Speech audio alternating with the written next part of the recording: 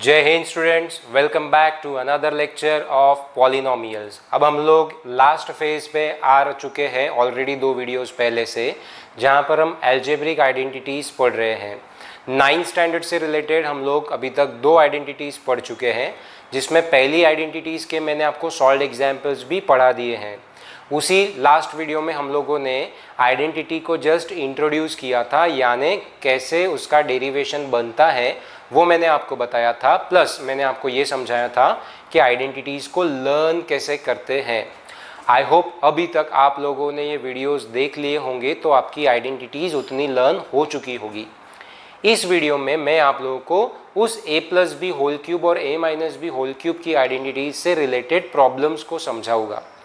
इसके पहले मैंने लास्ट वीडियो में ही आप लोगों को होमवर्क में एक्सरसाइज 2.5 के क्वेश्चन नंबर 5 तक के क्वेश्चंस को होमवर्क में दिया था, और मैंने आपसे कहा था कि अगर आपको कोई डाउट है तो आप मुझे कमेंट बॉक्स में बता सकते हो या व्हाट्सएप करके बता सकते हो, तो मैं उसके लिए वीडियो बनाऊंगा।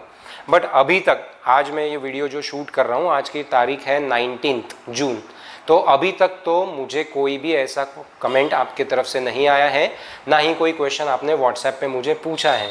तो इस पर से मैं 2 चीज़ें गेस कर सकता हूँ। पहला, जो कि मैं 90% श्योर हूँ कि आप लोगों ने वो होमवर्क किया ही नहीं है। उसके भी पहले बहुत सारे लोगों ने तो ये वीडियोज़ ही नहीं देखे जहाँ तक मैं बात कर रहा हूँ, ठीक है। और जिन्होंने देखे हैं शायद उन लोगों ने 90% ऑफ द केसेस मुझे लगते हैं कि उन्होंने होमवर्क ही नहीं किया है, इसीलिए डाउट्स ही नहीं आए। और 10% चांस ऐसा है कि जिन्होंने होमवर्क किया है उन लोगों को डाउट नहीं है, उनको प्रॉब्लम सॉल्व करते आ गए, जिसके चांसेस बहुत कम है। एक ना एक क्वेश्चन तो डाउट आना ही चाहिए था, फंसना ही चाहिए था, जो नहीं आया है अभी तक के। बहरहाल मैं अपना काम पूरी ईमानदारी से कर रहा हूँ। मैं रेगुलरली वीडियोस बना रहा हूँ, रेगुलरली उसको पोस्ट कर रहा हूँ यूट्यूब के ऊपर। सेकेंड थिंग, प्रॉब्लम्स पढ़ाने से पहले मैं आपको फिर से याद दिला दूँ, 20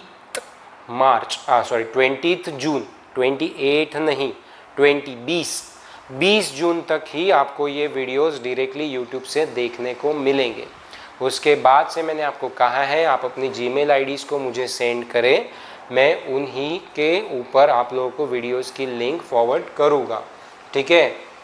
मुझे ऐसा लगा कोई आया, कोई नहीं, ठीक है, तो मैं उसके ऊपर आपको लिंक फॉरवर्ड करूँगा। अदरवाइज़ आप वो वीडियोस को देख नहीं पाओगे, ये सबसे इम्पॉर्टेंट चीज़। फिर मैंने किट के लिए आपको बोला हुआ है, एडमिशन्स कंफर्म करवाने के लिए कहा है, ठीक है। तो आप ये प्लीज़ इतना काम कर लीजिए और वीडियोस को रेगुलर देखिए। आपके ही कुछ पेरेंट्स जो मुझे मिलते हैं वो बताते हैं कि सर आप ऑनलाइन क्लासेस क्यों नहीं लेते हो। तो ऑनलाइन क्लासेस नहीं लेने के कुछ रीज़न्स हैं जो मैं आप लोगों के साथ में अभी 2 मिनट में डिस्कस करना चाहता हूँ। ऑनलाइन क्लासेस लूँ या मैं ऐसे रिकॉर्ड करके यूट्यूब के ऊपर पोस्ट करूँ, इन दोनों में मुझे एफ़र्ट्स उतने ही लगते हैं बेटा। लेकिन ये रिकॉर्डेड वीडियोस में मैं ज़्यादा कंफर्टेबल इसलिए हूँ क्योंकि इसके बहुत सारे फ़ायदे हैं। पहला फ़ायदा तो ये है कि आपको जो क्लैरिटी मिलती है इसके अंदर में वो काफ़ी अच्छी मिलती है, ताकि आप लोग बोर्ड के ऊपर लिखी हुई चीज़ों को बहुत ही आसानी से और बहुत ही कंफर्टेबली उसको देख सकते हो। ये पहला पार्ट। दूसरा पार्ट ये होता है कि आप ये वीडियो को कभी भी देख सकते हो, और तीसरी बात कितनी भी बार देख सकते हो।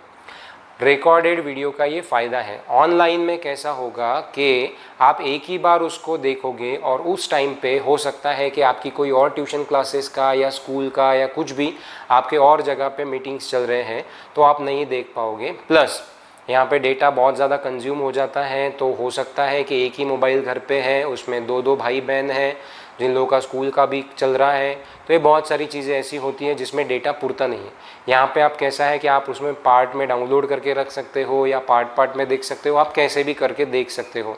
तो ऐसे बहुत सारे फ़ायदे हैं, ठीक है। एक चीज़ ये है कि हम 1 to 1 इंटरेक्ट नहीं कर सकते, तो वो तो ऑनलाइन में भी प्रॉब्लम आएगा। क्यों? क्योंकि अभी जब मैं आपसे बात कर रहा हूँ तो मोबाइल जो है जिससे ये रिकॉर्ड हो रहा है वो ऑलरेडी मुझसे 3 फुट की दूरी पे है, और उसमें भी कैमरा मेरे तरफ फोकस करके है, स्क्रीन उसके अपोजिट साइड में है।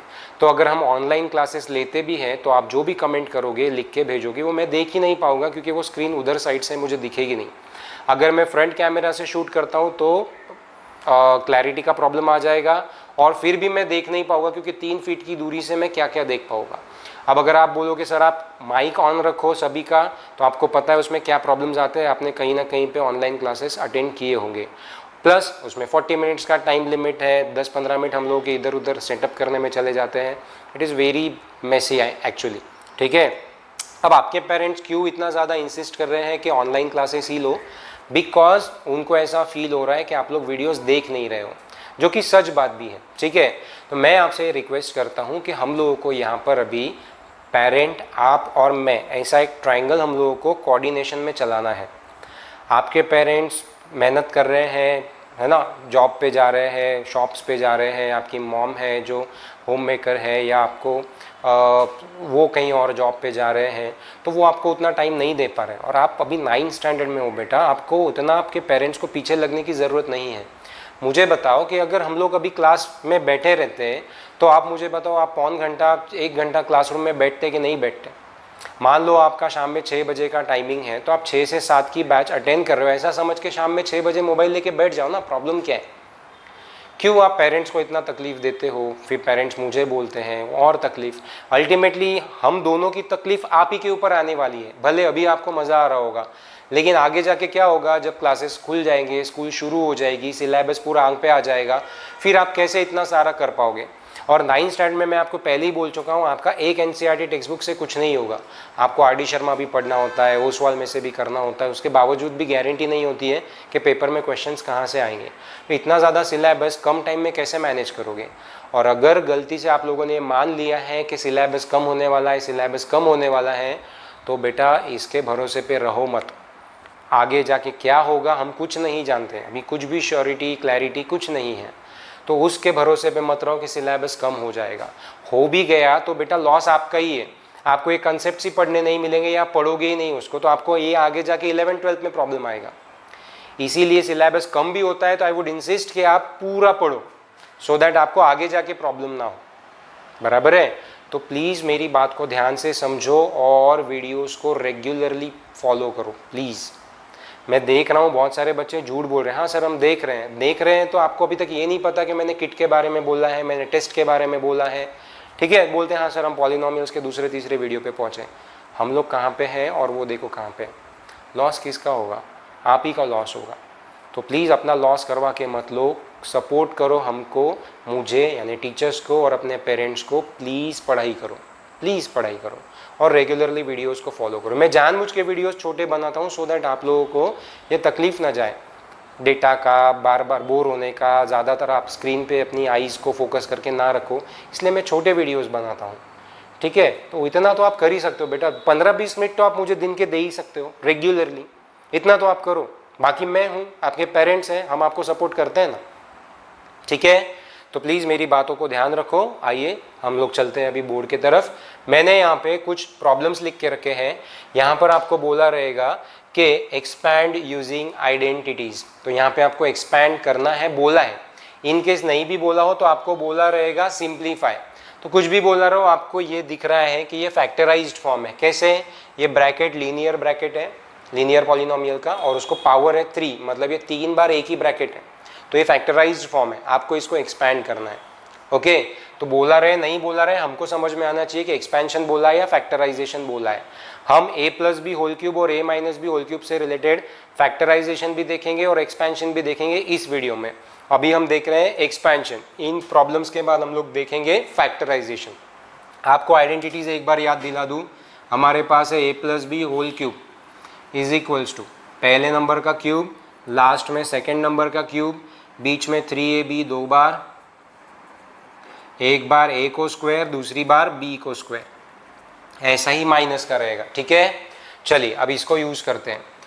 पहला एक्सपैंड करना है, तो पहले नंबर का क्यूब यानी 3a का होल क्यूब, फिर सेकेंड नंबर का क्यूब यानी 4b का होल क्यूब, बीच में 3ab 2 बार, तो 3ab प्लस 3b, यहाँ जगह नहीं तो 3ab प्लस ये 4b का होल क्यूब। अभी a और b में कौन कौन है, तो a की जगह पे आएगा 3a और b के जगह आएगा 4b, फिर से a के जगह 3a, b के जगह 4b, एक बार a का स्क्वायर और एक बार b का स्क्वायर। समझ आया? इसी आइडेंटिटी को मैंने फॉलो किया है, सिर्फ वहाँ पे ए और बी की वैल्यूज़ ऐसी नहीं है वैसी है, ठीक है। अब होल क्यूब है तो 3 का क्यूब कितना आता है 27 ए क्यूब। फिर यहाँ पर देखो सबसे पहले सॉल्व करते वक्त नंबर्स में स्क्वायर वाले नंबर को ले लो। 3 का स्क्वायर कितना होता है बेटा 9 और 4 3 क्या होता है 12, तो 12 9 कितना होएगा 108। 12 9 कितना हुआ 108। ए का स्क्वायर और बी एज इट इज, ये बन गया। अभी सेकंड स्क्वायर कहाँ पे 4 को, 4 का स्क्वायर 16 और यहाँ पे 3 3 9, तो 16 9 कितना होता है बेटा बोलो 144। ए जैसे क्या वैसा बी का स्क्वायर एज इट इज। अब 4 का स्क्वायर अपना 4 का क्यूब कितना होता है 64 और बी क्यूब। तो ये आपने आइडेंटिटी से सॉल्व कर लिया। करना क्या है, यहाँ पे एरो देखिए आपको आइडेंटिटी लिखना है, जगह नहीं है तो मैं छोड़ दे रहा हूँ। ये ब्रैकेट में आपने जो आइडेंटिटी यूज़ की है वो लिख लेना है। Got it? I hope so. ठीक है, अब हम बात करते हैं इसकी। तो यहाँ पे माइनस है तो जहाँ जहाँ पे प्लस है वहाँ पे क्या लगाना है आपको ऑल्टरनेटली प्लस माइनस। ये पॉजिटिव नेगेटिव नेगेटिव, यहाँ पे नेगेटिव रहेगा। चलिए तो पहले नंबर का क्यूब किया 5p होल क्यूब, फिर लास्ट नंबर का क्यूब लिखा मतलब 3q होल क्यूब। ठीक है, अभी यहाँ पर पहले 3ab ले लो 3ab, फिर 3ab हो गया। अभी ऑल्टरनेटली पॉजिटिव नेगेटिव। a का वैल्यू 5p, b का वैल्यू 3q, a का वैल्यू 5p, b का वैल्यू 3q। अब बोले यहाँ पे तो 3q नेगेटिव है तो यहाँ नेगेटिव नहीं लिखना है क्या? नहीं, वो हो चुका है यहाँ पे ऑलरेडी। आपको सिर्फ नंबर लिखना है, साइन नहीं लिखना है। राइट नाउ पहले a का स्क्वायर बाद में b का स्क्वायर हो गया।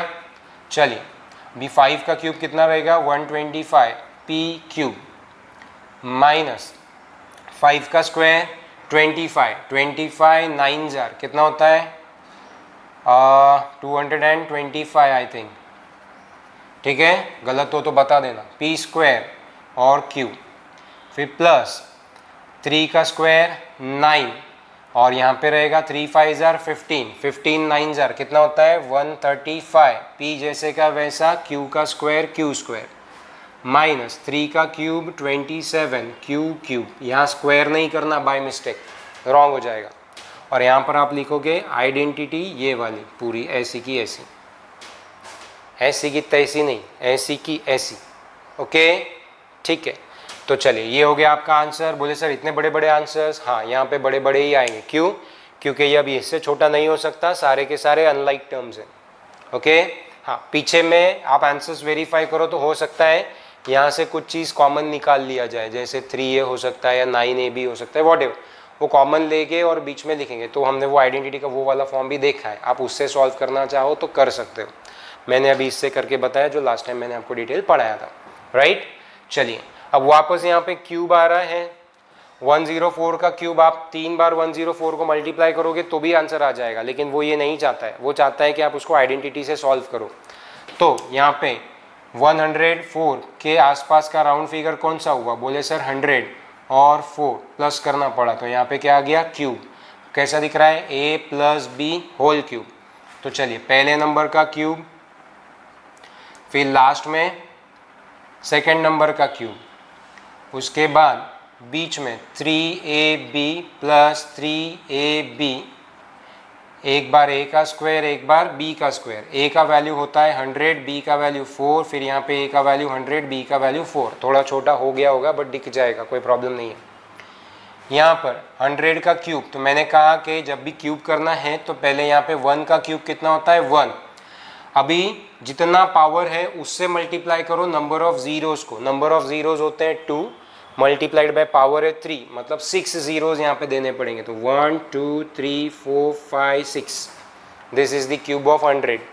नाउ यहाँ पर 100 का स्क्वायर 10,000, 3 4 12, 12 इंटू 10,000, तो 10,000 में पढ़ते हैं 4 जीरोस, तो यहाँ पे 2 और ये 2, 4 जीरोस हो गए 1,20,000।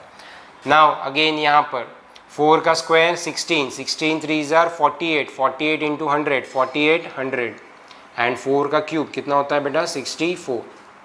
अभी प्लस करना है, तो प्लस करने के लिए वंस प्लेस को प्लस कर लो तो आ गया 4, टेंस प्लेस को प्लस कर लो तो आ जाएगा 6, फिर यहाँ से तो गया, अभी 100 प्लेस को प्लस करो तो आ जाता है 8। उसके बाद में यहाँ पर आप प्लस करो 1000 प्लेस को तो आ जाएगा 4, फिर यहाँ पर आएगा 2, ठीक है, फिर ये आएगा 1 और ये अकेला 1। तो इस तरह से आ गया आपका आंसर 11,24,864। ठीक है, आई होप आप लोगों को ये समझ में आया हो। कोई कैलकुलेशन मिस्टेक हो तो कमेंट बॉक्स में डाल देना, खुद भी उसको एडजस्ट कर लेना। ओके, समझ आना बहुत ज़रूरी है, जो आपको समझ गया होगा। नाउ आइडेंटिटी कहाँ पर लिखोगे, यहाँ पर सेकेंड स्टेप में, ठीक है। देन 999 के आसपास परफेक्ट नंबर यानी राउंड फिगर 1000 -1 करोगे तो 999 बनेगा। नाउ ये माइनस हो गया तो फर्स्ट नंबर का क्यूब, लास्ट में सेकेंड नंबर का क्यूब, बीच में 3AB, फिर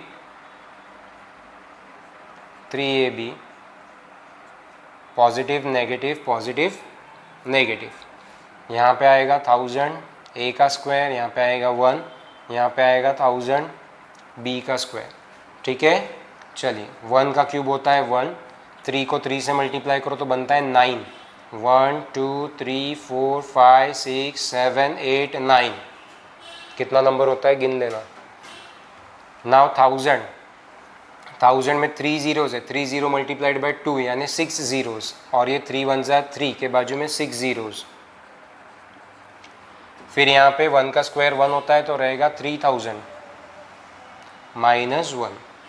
अब आपको क्या करना है, ये नंबर में 3000 को ऐड करना है, ठीक है, तो कर लो। 3000 ऐड होते वक्त यहाँ पे ये 4 डिजिट्स चेंज हो जाएंगे, तो ये बनेगा 1 2 3 4 5, यहाँ पे 3 आएगा, फिर से 3 जीरोज़, ठीक है, और माइनस यहाँ पे 1 ऐड हो जाएगा, हम इसको और इसको प्लस कर रहे हैं, तो ये कितना है यूनिट 10 100 1000 10,000 लाख 10 लाख, तो 30 लाख 1 हो जाएगा ये, इस तरह से। अब इसमें से इसको माइनस कर लो, जो आंसर आता होगा वो यहाँ पे आप लिख लेना, ठीक है, समझ में आया। तो अभी हम लोगों ने ये 4 ऑप्शंस देखे हैं एक्सपेंशन के, यानी 4 एग्जाम्पल्स देखे हैं। अब हम लोग जो नया एग्जाम्पल देखने जा रहे हैं वो देखने जा रहे हैं फैक्टराइजेशन का। चलिए यहाँ पर हमने क्वेश्चन लिखा है फैक्टराइज, तो फैक्टराइज में आपको इसको फैक्टराइज करना है because it is an expanded form.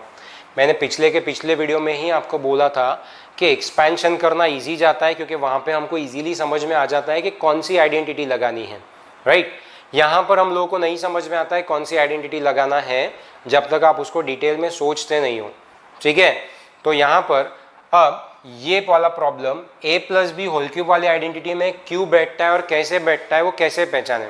जैसे कि मैंने पहले भी कहा था कि हर आइडेंटिटी का अपना एक अलग यूनिकनेस है, तो वो यूनिकनेस को हम लोगों को पहचानना है, तो हम लोगों का 70% काम कंप्लीट हो जाएगा। जैसे a + b + c whole square वाली आइडेंटिटी में मैंने आपको 2 चीज़ें बोली थी जो उसकी पहचान है। पहला था नंबर ऑफ टर्म्स 6, दूसरा सबसे इंपॉर्टेंट था 3 परफेक्ट स्क्वायर्स। इससे आप पहचान लोगे कि वो a + b + c whole square वाली आइडेंटिटी है।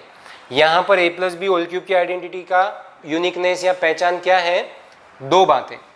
पहला, 2 परफेक्ट क्यूब्स कहीं भी हो सकते हैं, वो बीच में भी हो सकते हैं, हम उसको अरेंज इस तरह से करेंगे। दूसरी, यहाँ पे 2 जो मल्टीप्लिकेशन में टर्म्स रहेंगे, वेरिएबल्स रहेंगे, उसमें से पहले इसमें a को स्क्वायर रहेगा, दूसरे इसमें b को स्क्वायर रहेगा, ठीक है, यानी एक परफेक्ट स्क्वायर इधर रहेगा और एक परफेक्ट स्क्वायर इधर रहेगा, 2 टर्म्स का मल्टीप्लिकेशन रहेगा नंबर्स का, ओके। तो ये आपको पहचानना है। प्लस आप नंबर ऑफ टर्म्स वेरीफाई कर लो, 1 2 3 4 4 ही टर्म्स है, उसमें 6 टर्म्स थे, तो यहाँ पे 3 चीज़ों से आप पहचान सकते हो ये a + b होल क्यूब में बैठता है नहीं बैठता है। एग्जाम्पल से और समझ में आ जाएगा आपको। चलिए इस पे आते हैं। अब देखिए नंबर ऑफ टर्म्स काउंट करो, 1 2 3 4, नंबर ऑफ टर्म्स 4। तो ऐसी और कोई भी आइडेंटिटी हो सकती है जिसमें नंबर ऑफ टर्म्स 4 हो, तो ये 3 में से एक बात तो रूल आउट हो गई। अब बचती है 2 बातें। देखिए ये वाला और ये वाला परफेक्ट क्यूब आपको दिख रहा है। मैंने आपको बोला था एक फर्स्ट रहेगा और एक लास्ट रहेगा, लेकिन वो कहीं भी रह सकता है, आप इसको लास्ट में लेकर आओगे, लेकिन दो परफेक्ट क्यूब आपको दिखने चाहिए। देखो 8 is a perfect cube of 2 and 27 is a perfect cube of 3, तो ये दो परफेक्ट क्यूब्स है, हो गया।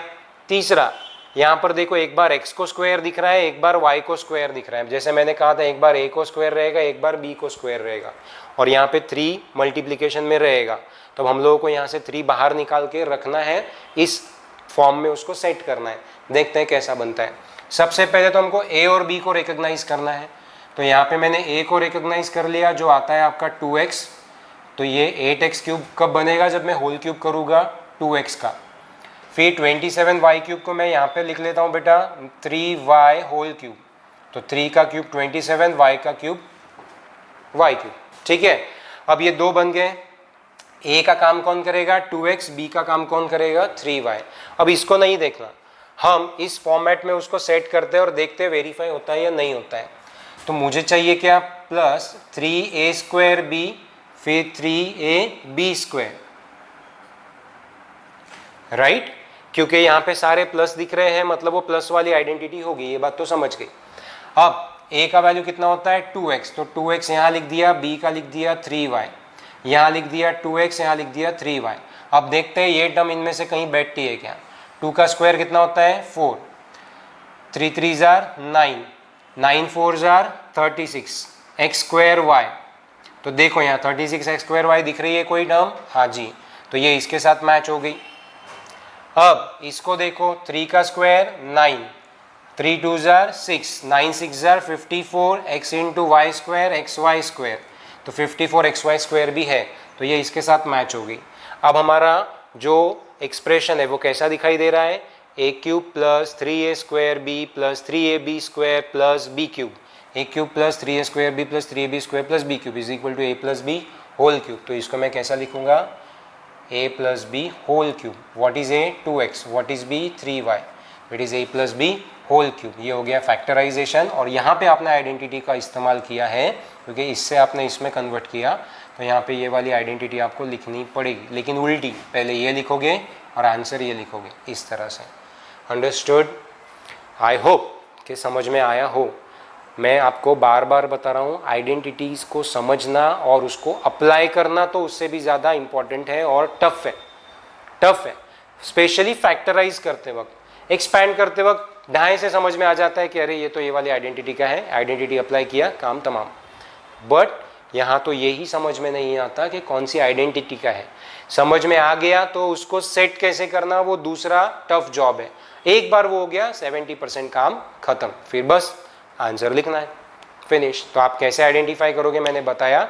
ए और बी क्या है ध्यान में रखना, इसको भूल जाना, इसको अपने आइडेंटिटी के हिसाब से सेट करके देखना और क्रॉस चेक करना क्या ये इससे मैच कर रहा है इनमें से किसी से, अगर हाँ तो this is the answer, right. अब यहाँ पे मैं आप लोगों को एग्जाम्पल एक्सरसाइज में से और एक दो क्वेश्चंस होमवर्क में दे रहा हूँ जो इस आइडेंटिटी पे बेस्ड है। तो आते हैं एक्सरसाइज 2.5 पे। क्वेश्चन नंबर 4 तक के हम लोगों ने होमवर्क में लिया था, तब शायद मैंने क्वेश्चन नंबर 5 तक बोला है, जो कि गलत नहीं सॉरी बराबर है, सॉरी इस बार मैं गलत हूँ। तभी 5 तक होमवर्क में दिया था, करेक्ट है, मैंने 5 तक दिया था। अब आप लोगों को 2.5 का क्वेश्चन नंबर 6, क्वेश्चन नंबर 7 जो इसके पहले वाले इसमें हमने देखा, और क्वेश्चन नंबर 8 जो अभी ये वाले फॉर्मेट में देखा फैक्टराइज। तो क्वेश्चन नंबर 6, 7 और 8 आप लोगों को होमवर्क में करना है, ठीक है। अब नेक्स्ट आइडेंटिटी हम लोग अगले वीडियो लेक्चर में देखेंगे, तब तक के लिए आप इतना करके रख दो। अभी बस हार्डली 2 या 3 आइडेंटिटीज बची हैं और फिर लेसन खत्म हो जाएगा। तो मोस्ट प्रोबेबली 2 वीडियोस और बनेंगे and then the lesson will be over, ठीक है। तो मिलते हैं अगले वीडियो में, तब तक के लिए अपना ख्याल रखें, सुरक्षित रहिए, होमवर्क करते रहिए। जय हिंद।